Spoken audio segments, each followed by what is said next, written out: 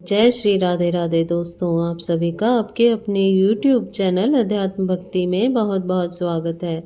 आइए आज आप सब जानेंगे वर्ष 2025 में श्रावण मास कृष्ण पक्ष में एकादशी का व्रत कब धारण किया जा रहा है। तो जानेंगे व्रत के शुभ मुहूर्त के बारे में, पारण समय के बारे में, पारण कब और किस चीज से किया जाएगा, इस दिन भगवान को विशेष करके किस वस्तु का भोग लगाना चाहिए, इस दिन क्या करना चाहिए और क्या नहीं करना चाहिए। तो आइए जानते हैं इन सभी बातों के बारे में। आप सभी भक्तों को कामिका एकादशी व्रत की ढेर सारी शुभकामनाएं। आप सभी के जीवन में लक्ष्मी नारायण जी की कृपा से आप सभी को सभी प्रकार के सुख और समृद्धि की प्राप्ति हो। श्रावण मास कृष्ण पक्ष में पड़ने वाली एकादशी को कामदा एकादशी, कामिका एकादशी के नाम से जाना जाता है। इस दिन विशेष प्रकार से भगवान विष्णु के चतुर्भुजी स्वरूप की पूजा करनी चाहिए। साथ ही माता लक्ष्मी एकादशी माता की पूजा करनी चाहिए तथा इस व्रत को, जो कि भगवान शालिग्राम को अर्पित है, इस दिन भगवान शालिग्राम का पूजन करने का भी विधान है। इसलिए इस दिन, जो कि शालिग्राम पूजन भी माना जाता है, यह व्रत सांसारिक बंधनों से छुटकारा पाने के लिए श्रेष्ठ है। इस व्रत को करने वाला धन, वैभव, पुत्र, पौत्र आदि सुख भोगता है तथा इस व्रत के पुण्य प्रभाव से वाजपेयी यज्ञ का पुण्य फल प्राप्त होता है।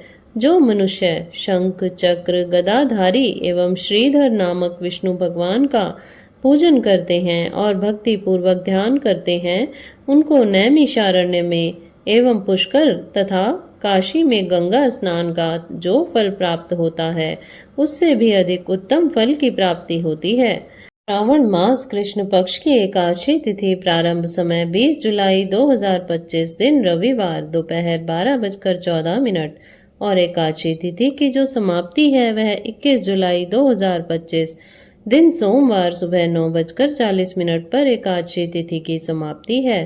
तो शुद्ध रूप से सूर्योदय व्यापनी के अनुसार द्वादशी युक्त एकादशी का व्रत सभी भक्तजन, अस्मार्थ हो या वैष्णव हो, सभी जो कि 21 जुलाई को सोमवार के दिन एकादशी का व्रत धारण करेंगे। इस बार श्रावण के महीने में एकादशी के दिन सोमवार का दिन पड़ रहा है, तो यह और भी उत्तम है, क्योंकि इस दिन सावन सोमवार का व्रत भी किया जाएगा और एकादशी का व्रत भी धारण किया जाएगा। तो इस दिन भगवान शिव का तथा भगवान विष्णु का पूजन करें तो यह बड़ा ही उत्तम फलदायी होगा। इस व्रत का पारण 22 जुलाई को किया जाएगा। पारण के लिए कहा गया है कि पारण द्वादशी में ही करना चाहिए, हरिवासर समाप्त होने के बाद करना चाहिए। द्वादशी तिथि का पहला चौथाई हिस्सा हरिवासर का होता है। द्वादशी तिथि समाप्ति, जो कि 22 जुलाई को सुबह 7:06 पर द्वादशी तिथि की समाप्ति है, तो व्रत का पारण सभी भक्तजन 22 जुलाई को सुबह 5:21 से सुबह 7:05 तक व्रत का पारण संपन्न कर लेंगे। इस व्रत का पारण दुर्वादलेन पारणम, दुर्वादल से व्रत का पारण है। यह संभव ना हो पाए तो आप जल, फल या तुलसी दल से भी व्रत का पारण कर सकते हैं।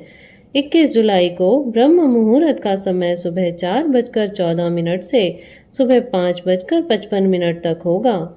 सूर्योदय का समय सुबह 5:20 से सूर्यास्त शाम 6:48 पर होगा। राहु काल का समय दोपहर 3:26 से शाम 5:07 तक होगा। राहु काल के समय के दौरान कोई भी शुभ कार्य या नया कार्य नहीं करना चाहिए, इस बात का ध्यान रखें। प्रातःकाल पूजा का शुभ मुहूर्त सुबह 4:35 से सुबह 5:36 तक होगा। अभिजीत मुहूर्त का समय दोपहर 12:01 से दोपहर 12:55 तक होगा।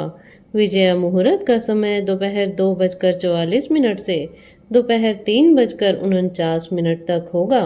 गोधूली मुहूर्त का समय शाम 7:17 से शाम 7:38 तक होगा। शाम को पूजा का शुभ मुहूर्त शाम 7:18 से रात्रि 8:20 तक होगा। अमृत काल का समय, जो कि सुबह 6:09 से सुबह 7:38 तक रहेगा। 21 जुलाई को सर्वार्थ सिद्धि योग भी बन रहा है, जो कि पूरे दिन तक रहेगा। और इस दिन अमृत सिद्धि योग भी बन रहा है, जो कि रात्रि 9:07 से शुरू होकर के अगले दिन सुबह 5:37 तक होगा। इन योग में पूजन आदि का कार्य करना, दान पुण्य का कार्य करने का विशेष महत्व माना गया है। जो भी व्रती हैं, व्रती को चाहिए कि दशमी के दिन से ही सूर्यास्त से पहले जो कि सात्विक आहार ग्रहण कर ले, रात्रि ब्रह्मचर्य का पालन करते हुए एकादशी व्रत का और भगवान विष्णु के नामों का स्मरण करते हुए सोना चाहिए। एकादशी की सुबह ब्रह्म मुहूर्त में उठ करके नित्य क्रियाओं से निवृत्त होकर के स्नान आदि करके शुद्ध वस्त्र धारण करें। व्रत का संकल्प लें, भगवान से प्रार्थना करें, हे भगवान विष्णु, आज मैं श्रावण मास कृष्ण पक्ष की कामिका एकादशी अथवा कामदा एकादशी का व्रत धारण करने जा रही हूँ या करने जा रहा हूँ। इस प्रकार से प्रार्थना करें कि यह व्रत मेरा निर्विघ्न पूरा हो, हमें पुण्य फलों की प्राप्ति हो। आपके मन में जो भी इच्छा हो, जो भी कामना हो, वह भगवान विष्णु से कहें और इस दिन सुबह और शाम के वक्त दिन रात्रि उपवास रहते हुए पूरे विधि विधान के साथ सुबह और शाम के वक्त भगवान का पूरे विधि विधान के साथ पूजन करें। जो उपवास नहीं रह पाते हैं, जिनका स्वास्थ्य सही ना हो, तो आप एक समय फलाहार ग्रहण करके व्रत को धारण कर सकते हैं। तो इस दिन भगवान का सुबह और शाम के वक्त पूरे विधि विधान के साथ गंध पुष्प धूप दीप आदि से पूजन करना चाहिए। विशेष करके इस दिन भगवान को गाय का दूध अवश्य ही चढ़ाएं और उसका भोग भी भगवान को लगाएं और फिर प्रसाद के रूप में भी उसे ग्रहण करना चाहिए। इससे अनंत फलों की प्राप्ति होती है। इस प्रकार से इस दिन भगवान का पूरे विधि विधान के साथ पूजन करके कथा श्रवण करें। विष्णु सहस्त्र नाम आदि का पाठ या श्रवण करें। पुरुषोक्त आदि का पाठ या श्रवण करें। इस दिन ओम नमो भगवते वासुदेवाय, श्री कृष्ण गोविंद हरे मुरारी आदि मंत्रों का जाप करना चाहिए। जहाँ तक हो सके 108 बार जप करें या पूरे दिन व्रत वाले दिन मन ही मन जाप करना चाहिए। इससे भगवान विष्णु अति प्रसन्न होते हैं। इस प्रकार सुबह और शाम के वक्त पूजन करके रात्रि में जहाँ तक हो सके जागरण करना चाहिए। द्वादशी की सुबह उठ करके स्नान करके शुद्ध वस्त्र धारण करके भगवान का पूजन कर लें, भगवान की आरती कर लें। इसके बाद ब्राह्मणों को भोजन करवाएं। उन्हें भोजन कराने का समय ना मिल पाए तो उनके निमित्त अन्न वस्त्र जो भी आपसे बन सके दक्षिणा द्रव्य आदि रख करके ब्राह्मणों को दान दक्षिणा दे करके उसके बाद फिर आप व्रत का पारण करें, जो कि समय के अनुसार कर लें, तो यह अनंत फलदायी होता है।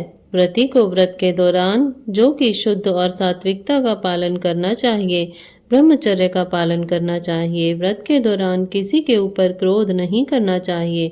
अपने मन में किसी के प्रति ईर्ष्या या द्वेष का भाव नहीं लाना चाहिए। ब्रह्मचर्य का पालन करते हुए भगवान विष्णु के चरणों में मन को लगाना चाहिए। और इस बार खास करके सोमवार के दिन एकादशी का व्रत है, तो इस दिन भगवान विष्णु का पूजन करें। साथ ही भगवान शिव जी के मंदिरों में जाकर भगवान शिव जी का भी अभिषेक करें, पूजन करें, तो यह अनंत फलदायी माना गया है। इस दिन भगवान विष्णु जी के साथ साथ भगवान शिव जी का पूजन भी तुलसी मंजरी से करें। भगवान शिव को तुलसी दल नहीं चढ़ाया जाता है, लेकिन तुलसी मंजरी भगवान शिव जी को अर्पित की जाती है। तो इस दिन भगवान शिव जी को तुलसी मंजरी अर्पित करें। साथ ही भगवान विष्णु को तुलसी दल के साथ तुलसी मंजरी अवश्य ही अर्पित करें, तो यह अनंत फलदायी होगा। तो आशा करती हूँ आपको यह जानकारी अच्छी लगी होगी। ऐसे ही ज्ञानवर्धक जानकारियाँ प्राप्त करते रहने के लिए, व्रत पूजा आदि के बारे में जानने के लिए तथा कथा को श्रवण करने के लिए यदि आप चैनल पर पहली बार आए हैं तो चैनल को सब्सक्राइब कर लें, ताकि आने वाली वीडियो की नोटिफिकेशन आपको समय से मिलती रहे। वीडियो को लाइक करें, शेयर करें। सुखी रहें, स्वस्थ रहें। जय श्री राधे राधे। धन्यवाद।